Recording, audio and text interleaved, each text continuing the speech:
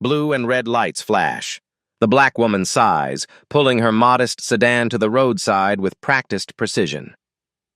Officer Mark Brennan approaches, smirking.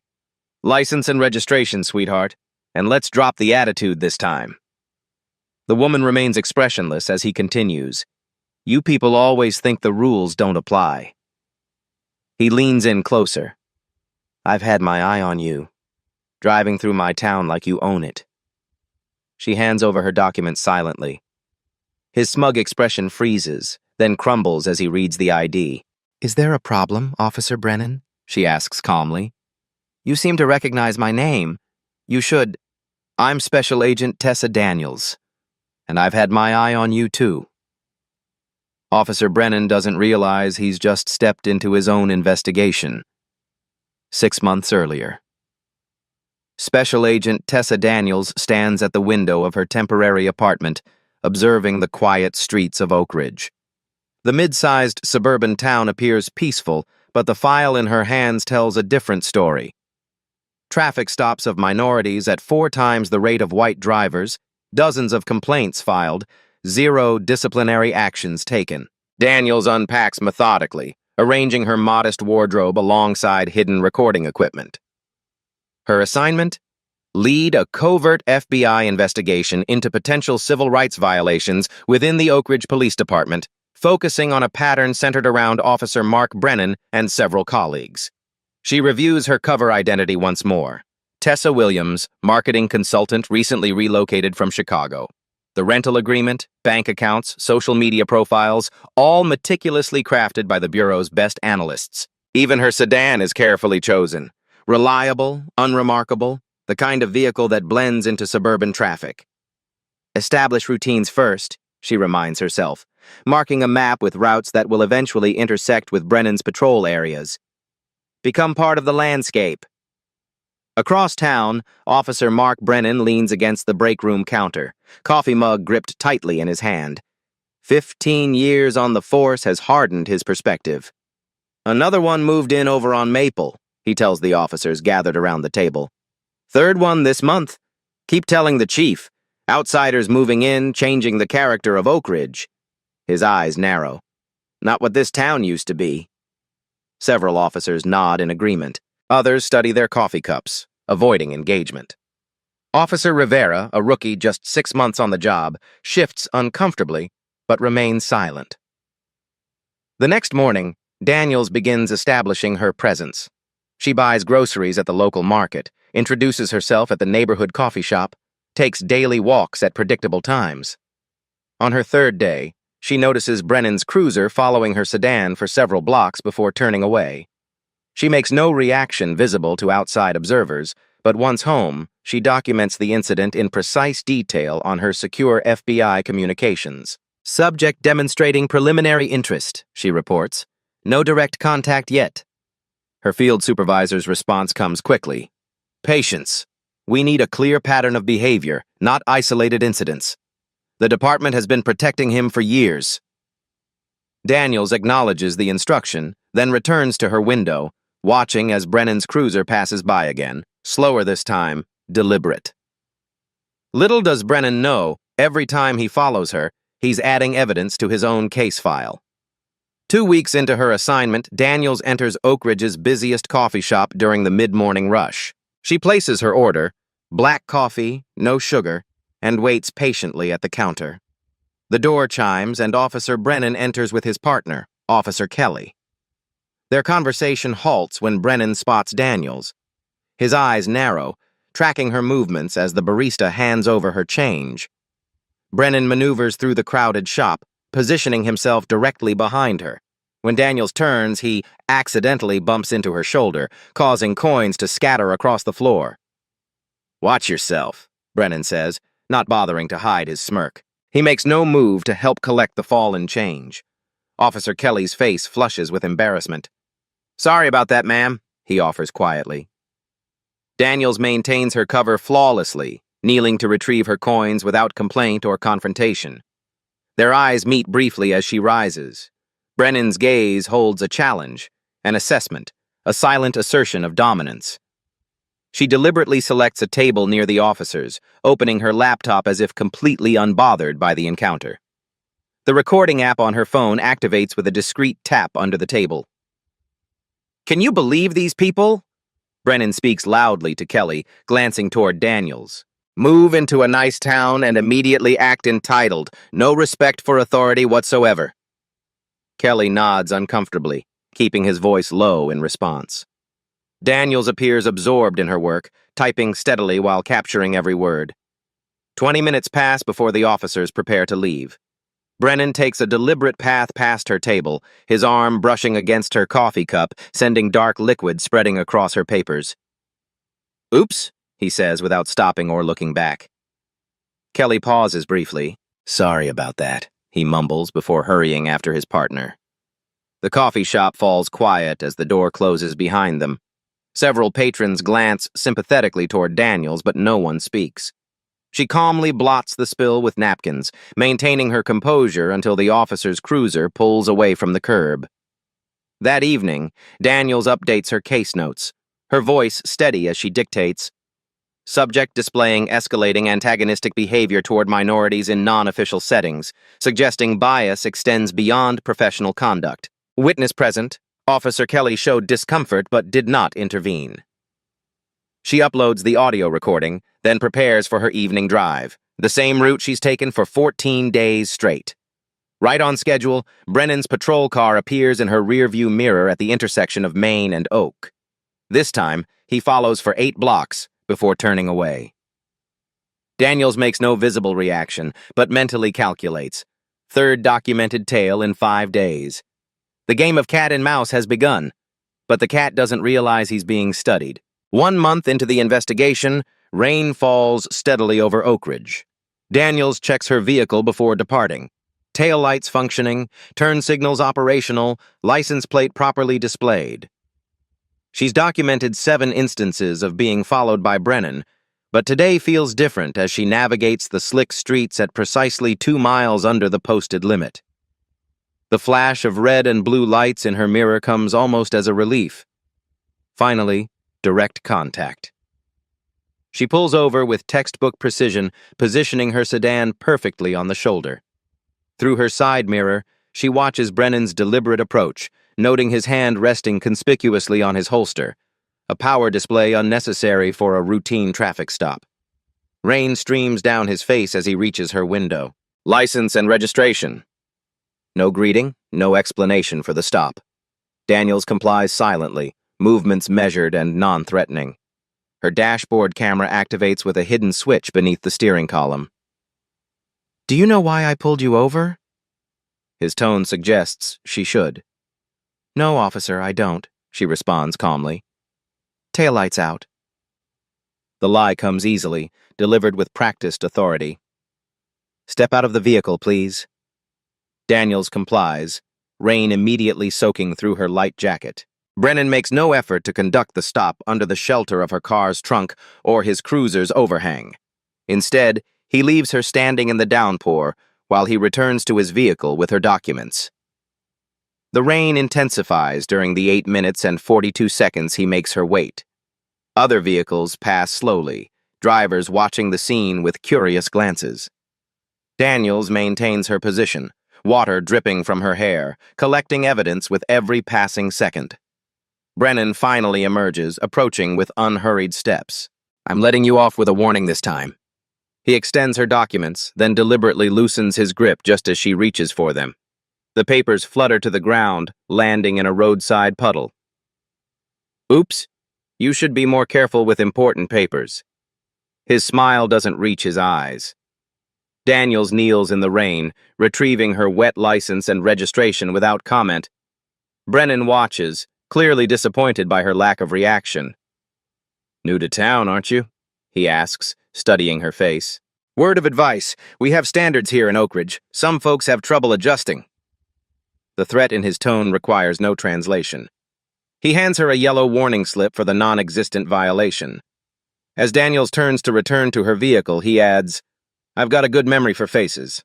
Drive safely now." She waits until his cruiser disappears around the corner before entering her car. Water drips from her clothes onto the upholstery as she activates her dashboard camera's microphone. October 15th, 3:47 p.m. Officer Mark Brennan, badge number 4872, conducted traffic stop claiming defective taillight. No equipment violation exists. Officer deliberately dropped identification in roadside water. Verbal intimidation suggesting future targeting.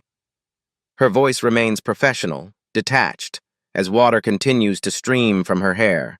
She examines the warning notice. Defective equipment checked in bold pen strokes. Beneath the official form, a handwritten note. Welcome to Oak Ridge. Officer Brennan just created the first piece of concrete evidence against himself and has no idea who's collecting it.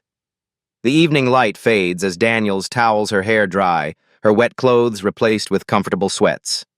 Her apartment remains sparsely furnished, nothing to suggest permanence, nothing personal except a single framed photo of her academy graduation class. She verifies the security of her windows and doors before activating the secure communication system disguised as an ordinary laptop.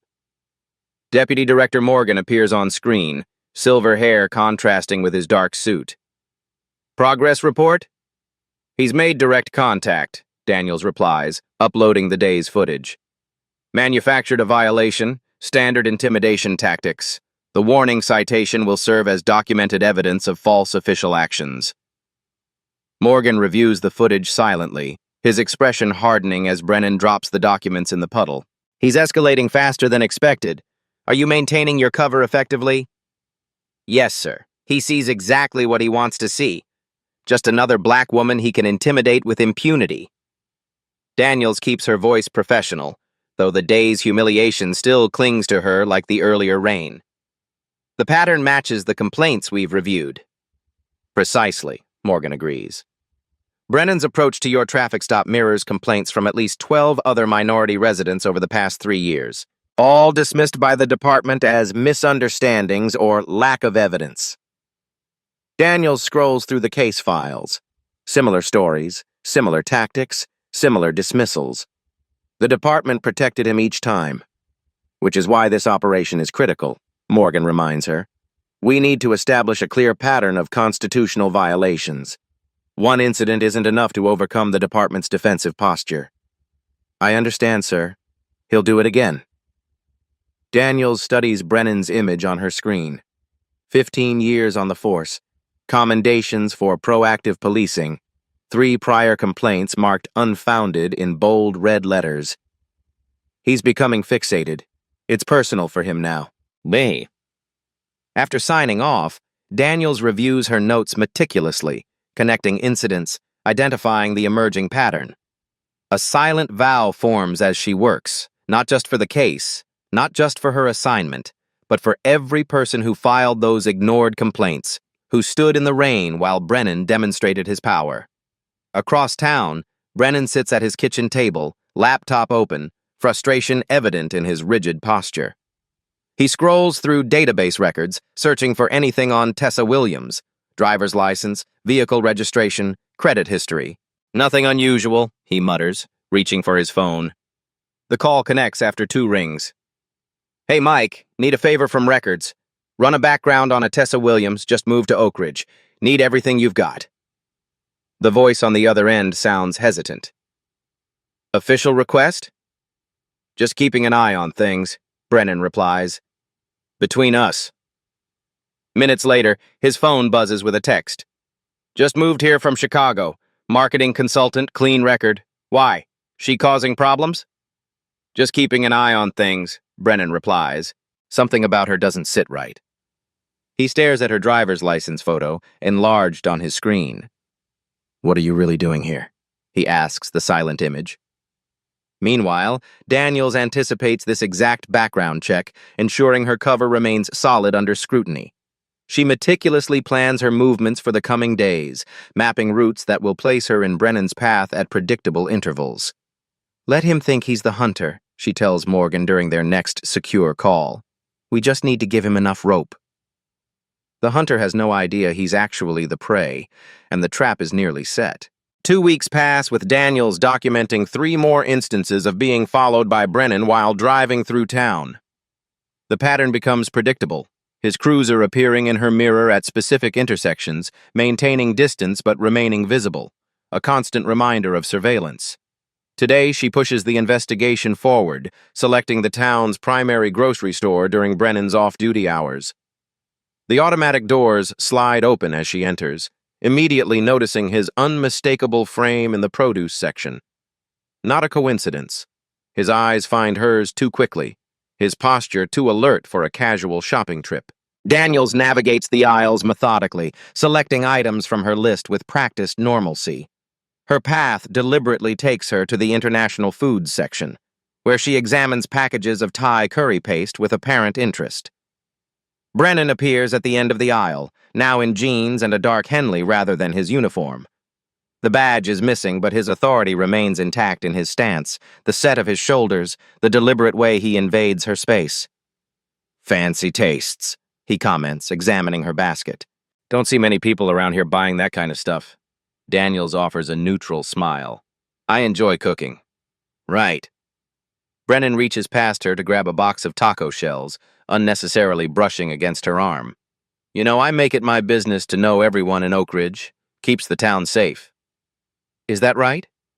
Daniels maintains her cover, voice revealing nothing. "You've been here, what, 6 weeks now?" His eyes narrow slightly. "Driving around a lot, meeting with people. What kind of marketing did you say you do?" The accusation lies just beneath the surface of his question. Daniels provides a vague but convincing explanation of digital marketing strategies, brand development, client consultations. Each word calculated to sound legitimate while revealing nothing of consequence. "Right. Well, small towns talk, just so you know." His tone suggests both warning and threat. Daniels continues shopping as Brennan moves away, but through the store's security mirrors, she tracks his path to the manager's office. Their conversation takes place behind glass walls, Brennan gesturing in her direction, the manager's uncomfortable nod, the exchange of what appears to be contact information. At checkout, the cashier's formerly friendly demeanor has cooled noticeably. No small talk, no smile, just efficient scanning and a terse, "Have a nice day." Outside, Daniels discovers her car boxed in. Brennan's personal vehicle, a black SUV, parked deliberately close to her driver's side door. The narrow gap makes it physically impossible to enter. After a moment's consideration, she calmly walks around to the passenger side, climbs across the center console, and starts the engine. As she maneuvers carefully out of the tight space, she glances back at the store entrance. Brennan stands watching, arms crossed, satisfaction evident in his posture. Their eyes meet briefly before Daniels drives away, her expression revealing nothing. That evening, she adds the grocery store incident to her growing file.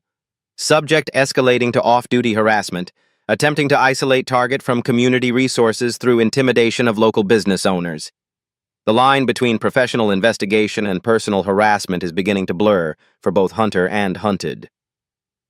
1 week later, Daniels sits at a corner table in Oak Ridge Bistro, the town's most popular lunch spot. She deliberately positions herself with a clear view of both entrances while appearing absorbed in her laptop.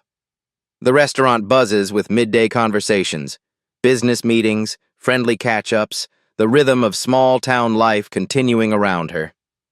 The atmosphere shifts subtly when Brennan enters with 3 fellow officers. Conversations pause momentarily before resuming at lower volumes. The hostess leads the group to a table near Daniels, too near to be coincidental given the half-empty dining room. Brennan's voice carries deliberately as he regales his colleagues with stories of recent arrests. "Amazing how many people think they can come to Oak Ridge and not follow our rules," he says, glancing toward Daniels. "Guess they need to learn the hard way." She continues typing, appearing oblivious while recording every word through her phone's hidden app. The officers order loudly, their presence dominating the space. Throughout the meal, Brennan repeatedly looks her way, ensuring she notices his attention. When Daniels signals for her check, the server approaches with an uncomfortable expression. "I'm sorry, ma'am," she says quietly, "but your card was declined." Daniels knows this is impossible. The FBI-issued card has ample funds and was used successfully that morning. "There must be a mistake," she says calmly. "Could you try again?" The server returns moments later, expression even more distressed. Still declined. Do you have another card? Daniels produces a second card, same result. The restaurant has grown quieter, nearby diners noticing her predicament. Brennan approaches, badge visible on his belt despite being technically off-duty. Problem here? His tone suggests authority rather than assistance. The server looks to him immediately, a gesture suggesting previous communication. Her cards aren't working. That's unfortunate, Brennan says with exaggerated concern. We take financial crimes very seriously in Oak Ridge. A lot of scams these days, people using fake cards, false identities. His implication hangs in the air between them. All eyes now focus on their interaction. Daniels, maintaining her cover, produces cash from her wallet, counting out exact change plus a generous tip. Good thing you had that, Brennan says, watching her closely.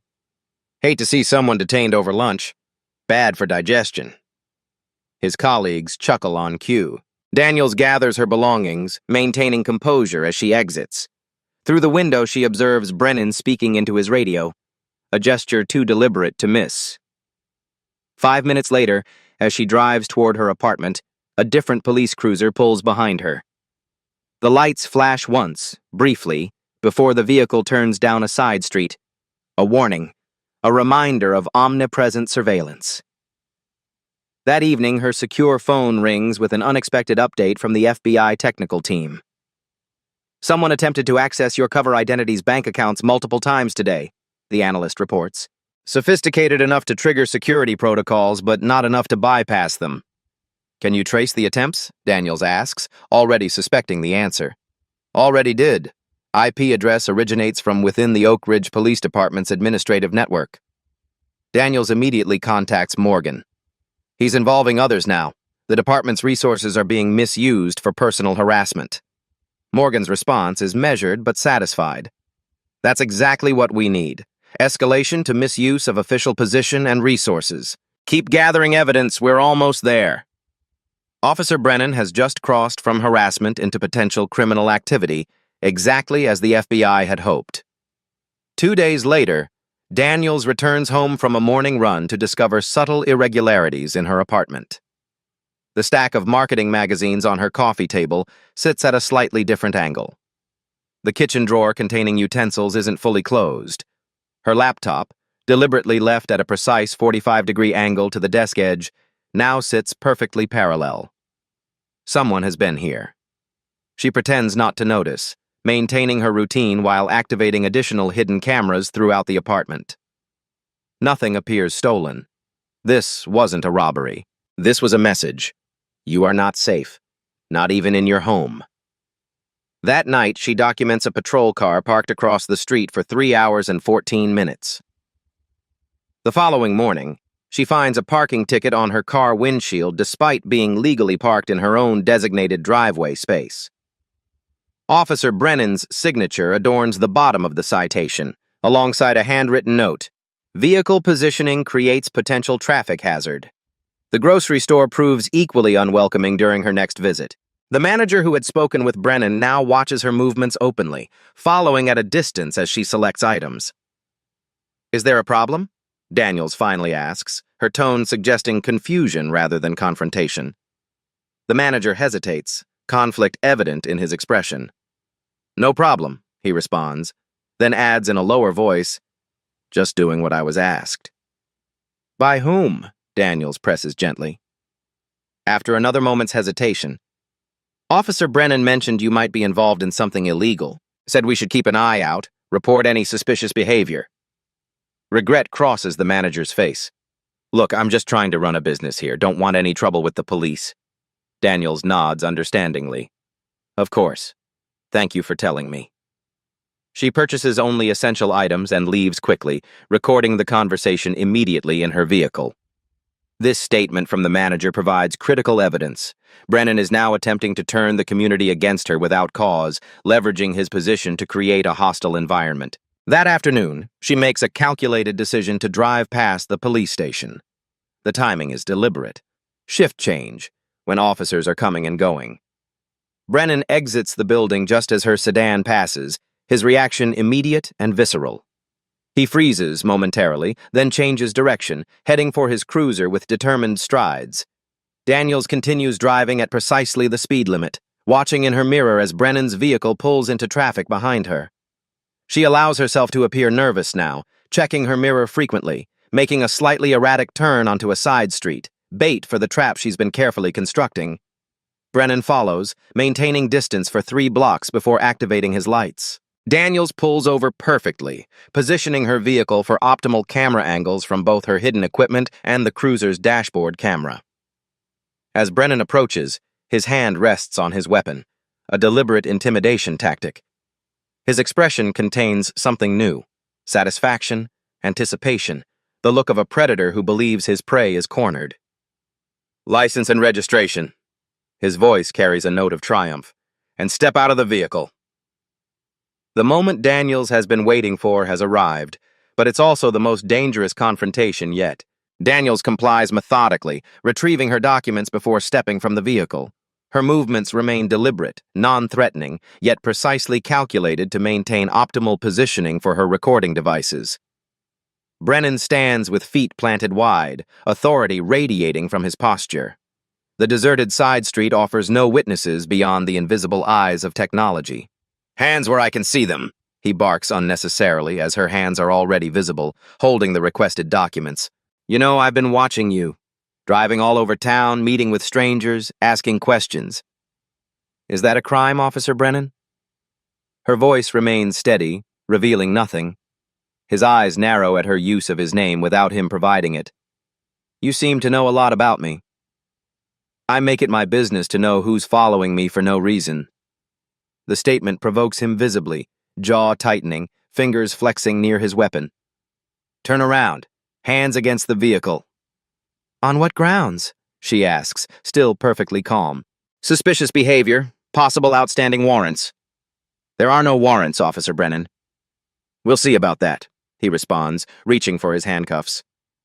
The metal catches sunlight as he steps forward. Daniels makes her calculated decision, the moment balanced perfectly between gathering sufficient evidence and ensuring her own safety. "Before you continue, I should inform you that this traffic stop is being recorded by multiple devices, as have been all of our previous encounters." Brennan freezes, handcuffs suspended in midair. "What did you say?" The question emerges as barely more than a whisper. Daniel straightens, her demeanor transforming subtly. The vulnerable facade falls away, revealing the steel beneath.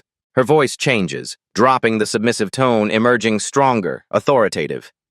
"I'm Special Agent Tessa Daniels, Federal Bureau of Investigation, currently leading an investigation into civil rights violations within the Oak Ridge Police Department, with you as the primary subject." Brennan's face drains of color, his eyes darting to his cruiser, then back to her, searching for deception.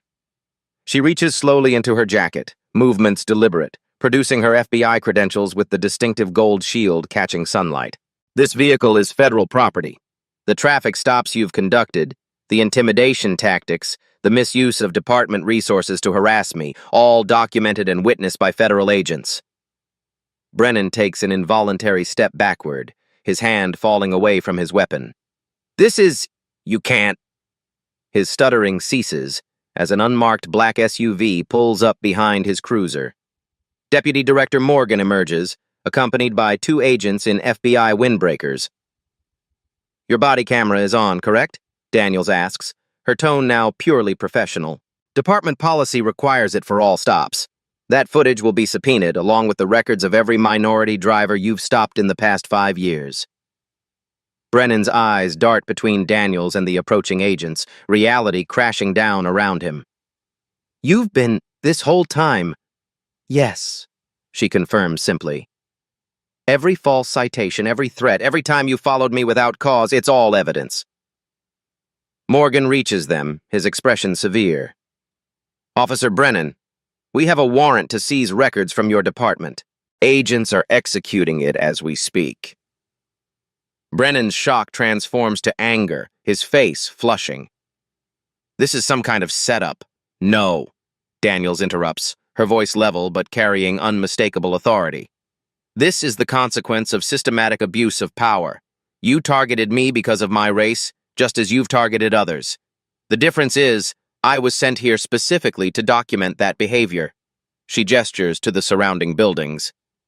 The grocery store manager's statement about your instructions to monitor me? Recorded.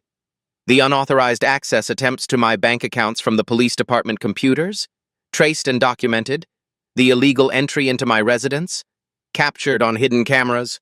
Your false citations and harassment? All preserved as evidence. Brennan's posture collapses slightly, the full implications becoming clear. You can't prove... We already have, Morgan interjects. Agent Daniels is just one part of a broader investigation. Multiple witnesses have come forward, officers within your own department have provided statements, and your digital footprint alone is enough for federal charges. One of the FBI agents approaches Brennan. Your department has been notified of our operation. Your chief is expecting you back at the station immediately. Brennan's gaze returns to Daniels, a mixture of hatred and disbelief evident in his expression. You played me. No, Officer Brennan, she responds evenly. You played yourself. I simply provided the opportunity for your prejudice to become visible. She turns to Morgan. Deputy Director, I believe we have what we need. Officer Brennan thought he was untouchable, but he just became the centerpiece of a federal civil rights investigation. The Oak Ridge Police Department transforms into a hive of controlled chaos as FBI agents move methodically through the building. Computer terminals are secured, file cabinets sealed, officers interviewed in separate rooms. Yellow evidence tape creates boundaries between ordinary police work and federal investigation. Chief Wilson paces his office, phone pressed to his ear, face flushed with mounting agitation. Mayor, I'm telling you, they just walked in with warrants. Yes, federal. No, I wasn't given advance. He glances up as Deputy Director Morgan enters, followed by Daniels. I'll call you back. Chief Wilson, Morgan extends his hand professionally despite the tension. I understand this is unexpected. We have warrants to secure evidence relevant to our investigation. Wilson ignores the offered hand. You could have extended professional courtesy. This ambush makes my entire department look guilty. With respect, Chief, Daniels interjects, when we investigate patterns of civil rights violations, advance notice tends to result in missing records. Wilson's eyes narrow as he studies her. You're the undercover agent? The one Brennan? Special Agent Tessa Daniels, she confirms. I've been documenting Officer Brennan's systematic targeting of minority citizens for the past 2 months. Morgan places a folder on Wilson's desk. This investigation began long before Agent Daniels arrived.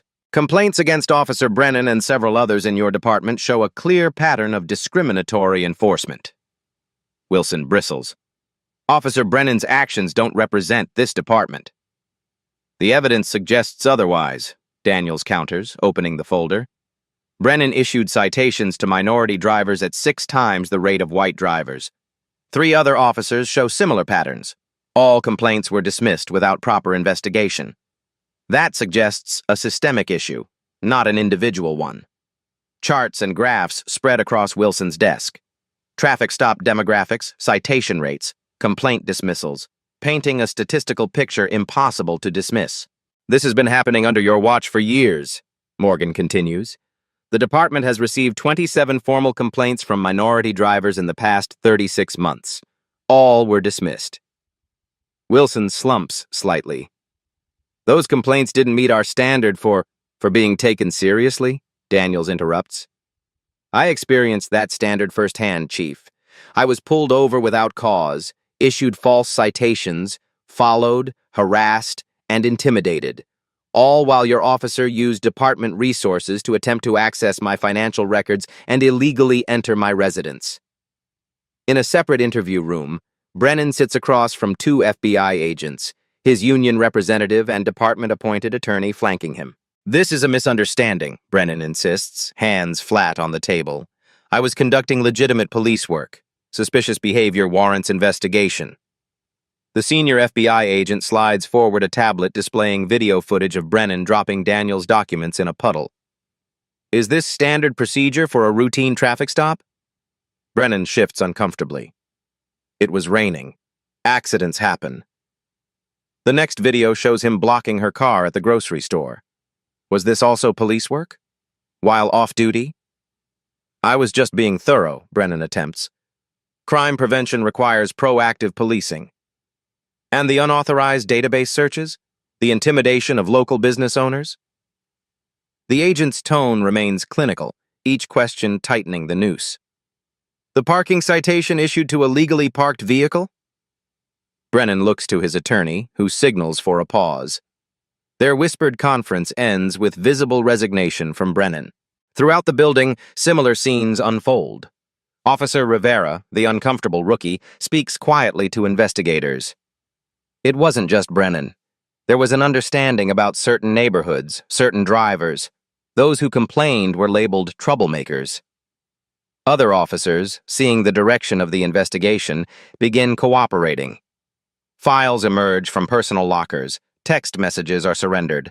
Verbal policies never officially documented suddenly become visible. The mayor arrives, summoning Chief Wilson and the FBI leadership to the conference room. Her expression suggests political calculation rather than moral outrage. The optics of this are devastating, she begins without preamble. How do we contain the damage? With respect, Mayor, Daniels responds. Containment is what created this situation. The damage has been ongoing for years, to your citizens, to community trust, to the concept of equal protection under law. The town attorney enters, carrying a thick folder. We've done a preliminary assessment of potential liability. It's substantial. Civil suits, federal oversight, consent decrees. This could cost Oak Ridge millions. The room falls silent as the magnitude settles over them. Or, Daniel suggests into the silence, you could lead the reform. All eyes turn to her. Implement real accountability. Create transparent complaint procedures.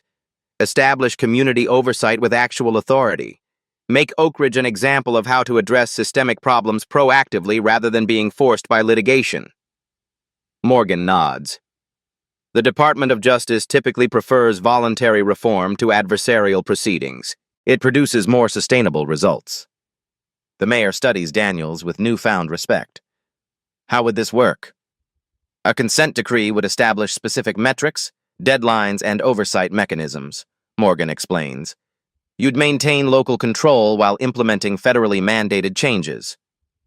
The alternative, Daniels adds, is years of expensive litigation, negative publicity, and eventually being forced to make these same changes anyway. As discussions continue into the evening, the investigation widens.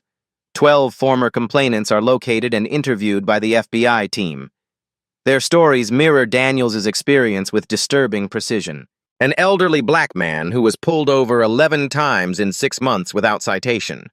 A Hispanic college student forced to perform field sobriety tests despite being the designated driver. A Middle Eastern business owner subjected to random store inspections weekly. The local newspaper runs the story the following morning. FBI investigation reveals years of alleged civil rights violations by Oak Ridge police. Citizens gather outside the police station, some holding signs supporting officers, others demanding accountability. The division reveals a town forced to confront uncomfortable truths long buried beneath surface civility. Inside the station, Chief Wilson views the gathering crowd through closed blinds. How do we come back from this? Daniel stands beside him. By building something better. Equal protection isn't just a legal requirement. It's what makes a community worth protecting. As the investigation widens, the question becomes not whether there will be consequences, but how far-reaching they'll be. 3 weeks later, the Oak Ridge Municipal Building's largest conference room transforms into a makeshift hearing chamber. American and state flags stand at attention behind a long table where police commission members sit in somber formation. The room fills beyond capacity. Department officials in dress uniforms, town representatives in conservative suits, FBI agents maintaining watchful neutrality, community members whose complaints now form the backbone of federal findings. Tension thickens the air as Officer Mark Brennan enters, flanked by his union representative and attorney. His uniform appears freshly pressed, medals and commendations deliberately prominent on his chest. He walks with forced confidence, though his eyes betray a constant calculation, assessing allies, measuring threats, searching for escape routes where none exist. Daniels sits beside Morgan in the second row, her FBI credentials visible but not ostentatious. Her expression reveals nothing as Brennan's gaze briefly meets hers before skittering away. The commission chairwoman calls the hearing to order. This disciplinary proceeding will determine whether Officer Mark Brennan's actions constitute violations of department policy, civil rights protections, and the public trust essential to law enforcement. What follows is methodical deconstruction of a career built on unchecked authority. Video evidence plays on wall-mounted screens, traffic stops showing clear bias, Brennan's escalating harassment of Daniels captured from multiple angles. Audio recordings reveal threatening comments made during stops, radio communications coordinating surveillance without justification. Documentation of false citations projects in stark black and white, dates, times, fabricated violations all cataloged with devastating precision. Evidence of unauthorized use of department resources emerges through digital forensics, database searches without warrants, improper access to personal information, attempts to infiltrate financial records. Officer Rivera testifies with quiet resolve. There was an unwritten policy about which neighborhoods to patrol more heavily, which drivers warranted extra attention. Those who questioned it were excluded from advancement opportunities.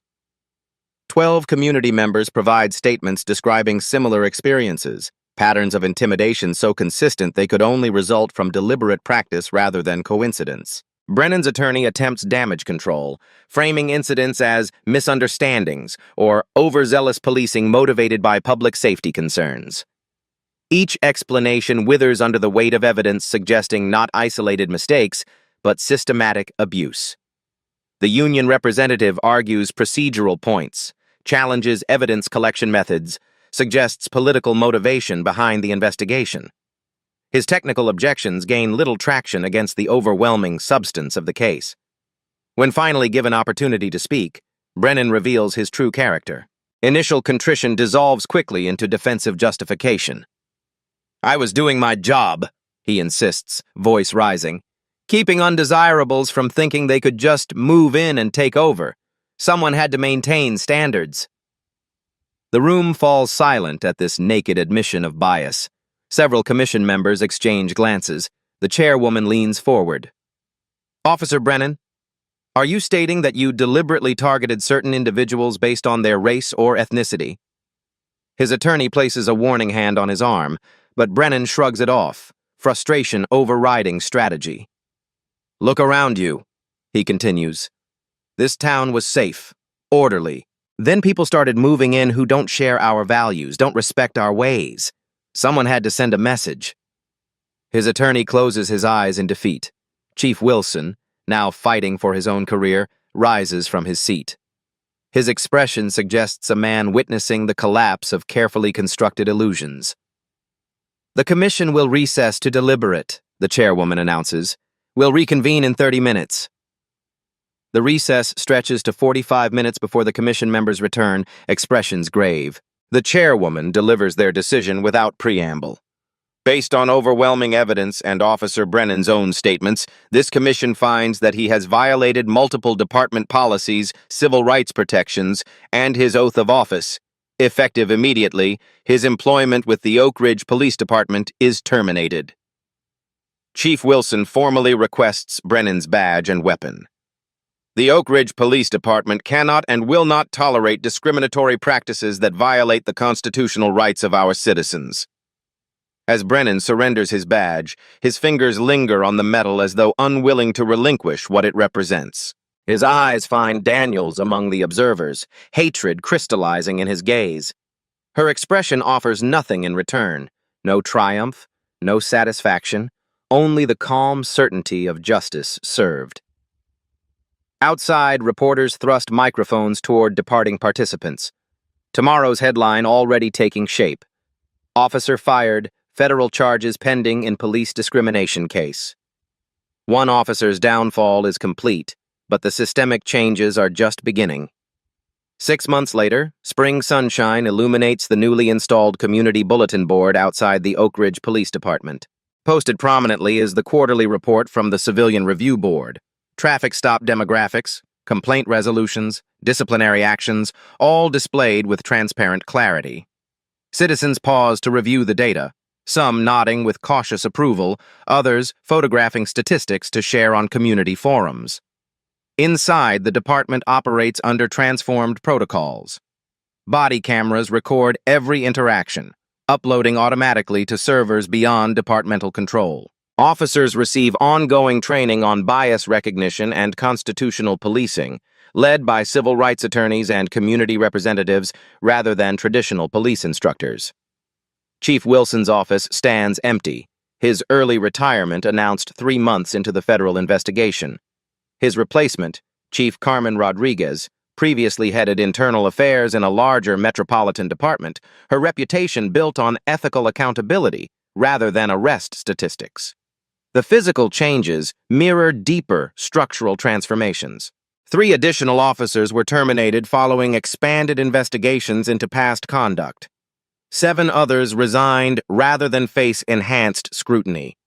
New hiring protocols prioritize community connection over traditional law enforcement backgrounds. Most significant is the Civilian Review Board established with actual authority, not merely advisory capacity, but genuine oversight with subpoena power and disciplinary influence. Its members represent Oak Ridge's full demographic spectrum. Their monthly meetings open to public attendance and live-streamed for transparency. Today, Daniels stands before 30 police academy recruits in the department's renovated training room. No longer undercover, she wears her FBI credentials openly as she delivers a presentation that has become standard curriculum. Law enforcement requires power, she explains, moving between slides documenting Oak Ridge's transformation. But power without accountability inevitably leads to abuse. Your badge is not a shield from consequences. It's a symbol of the higher standard to which you must hold yourselves. The recruits take notes with focused attention. Among the department's instructors sits newly promoted Lieutenant Rivera, whose testimony proved pivotal in the broader investigation.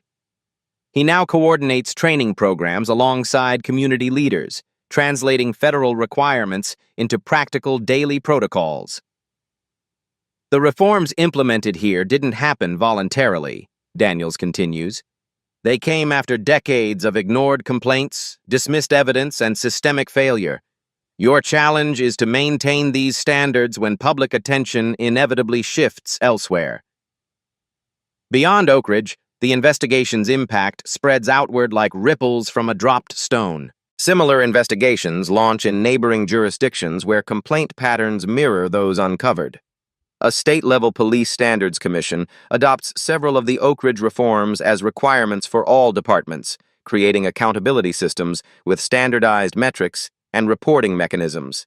Former complainants receive formal apologies from the town council and settlement offers that acknowledge, though cannot fully compensate for, years of harassment and discrimination. More significantly, they gain positions on oversight committees, their experiences transformed from ignored grievances to guiding expertise. After the training session, one former victim approaches Daniels in the hallway. "For years, I thought no one would ever believe us," she says, emotion making her voice unsteady. "You changed that forever." Daniels shakes her head. "Your persistence changed it. Those complaints you filed, even when they were dismissed, created the pattern we needed to launch the investigation. You never stopped demanding justice, even when the system ignored you." The woman straightens slightly. "My son just applied to the academy. He wants to be part of the new department, not afraid of the old one." The reforms in Oak Ridge become a blueprint, but will they last beyond the initial spotlight? 1 year later, autumn leaves paint Oak Ridge in vibrant hues as Daniels returns for a community forum on police-community relations. The town square has been transformed with a temporary stage and rows of chairs, many already filled despite the event not starting for another hour. Children play nearby on new playground equipment, the Community Unity Park plaque acknowledging it was funded through savings from reduced police misconduct litigation. Chief Rodriguez greets Daniels warmly, the 2 women embracing briefly before walking toward the venue. "Our complaint numbers are down 70%, Rodriguez reports, professional pride evident in her voice. "Traffic stop disparities have virtually disappeared. Your work here changed everything." The community did the changing, Daniels responds, noting the diverse crowd gathering for the forum. I just created the opportunity. They pass the police station where large windows have replaced solid walls in the public-facing offices, a literal transparency mirroring the department's philosophical shift. Inside, civilian administrative staff work alongside officers, the intentional integration breaking down barriers that once separated police from the community they serve. At the forum, Daniels takes a seat in the audience rather than on stage. This isn't her moment. It belongs to the citizens of Oak Ridge who transformed crisis into opportunity. Community members and officers engage in honest dialogue about ongoing challenges and successes, their interactions marked by respectful disagreement rather than defensive positioning. Lieutenant Rivera, now leading the department's Community Engagement Division, addresses questions about recruitment practices. We're building a department that reflects our community's diversity, he explains, and we're learning that true public safety comes from community trust, not fear. Every officer now understands that bias, conscious or unconscious, has no place in policing. A woman rises from the audience, the mother of a young man who had filed 3 complaints against Brennan years earlier. My son still gets nervous when he sees a patrol car in his mirror, she admits. How do we heal that kind of trauma? The question hangs in the air, heavy with history.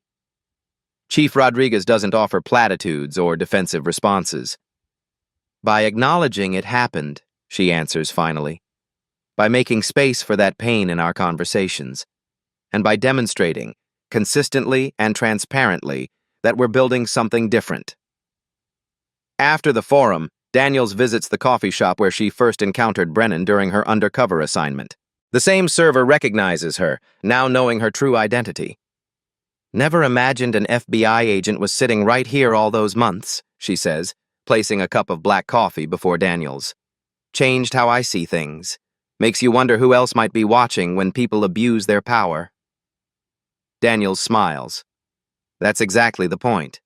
Accountability shouldn't depend on whether an FBI agent happens to be your target. It should be built into the system. As she prepares to leave town, Daniels drives through neighborhoods once subject to disproportionate policing.